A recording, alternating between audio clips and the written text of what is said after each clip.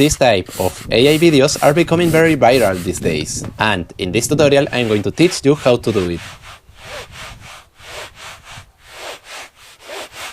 So first of all, we need to go to NOVOADS AI, and here you need to create an account. After that, you will arrive here, and here we have to click in the image section. Now here we have to paste the following prompt that is going to be in the comment section, and now here in settings we're going to change the model to GPT-Image 2. The quality, we're going to use the medium quality, this because that way we spend less credits, and now we have to click this button. Perfect, now we have to wait more or less 1 minute for the images. Perfect, here we have the images, and now we have to choose the one we like the most. Personally, I like this one, so now we have to click here where it says use as a start frame, and now here we are going to paste this another prompt that is going to be in the comment section. Now click in settings and change the model to Kling 3. Now in duration I'm going to use 12 seconds, and now we have to click here. Now click in generate, and now we have to wait more or less 4 minutes. Perfect, here we have the video, so now let's see it.